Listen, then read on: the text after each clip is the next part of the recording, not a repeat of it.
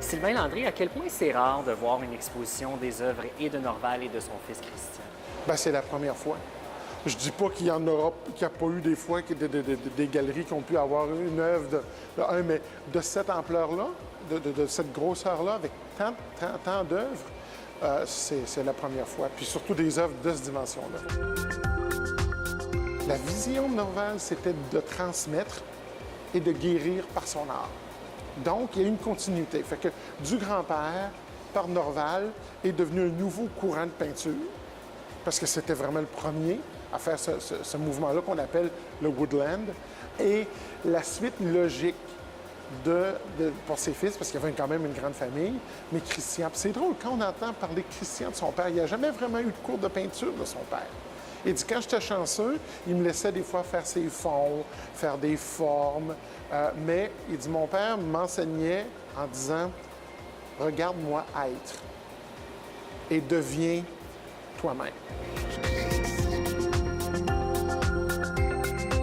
Pouvez-vous les comparer, les œuvres de Norval aux œuvres de Christian? Écoutez, les deux peintres ont été vraiment... Ils ont fait exploser cette école-là. Ils l'ont créée. Les tableaux de Norval sont souvent, comme je vous disais, plus simples, sont beaucoup moins chargés, des fonds avec des couleurs très vives, parce que Norval croyait que par l'utilisation de ces couleurs, il guérissait les gens.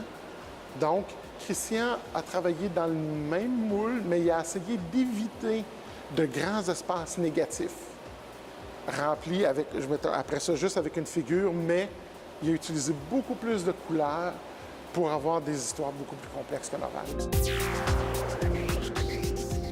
Duo père-fils, il n'y en a pas beaucoup, surtout au Canada. Non, il n'y en a pas tant que ça. Il n'y en a pas tant que ça. Puis souvent, la problématique, c'est que des fois, le père est tellement fort que c'est extrêmement dur pour le fils de survivre avec le même langage.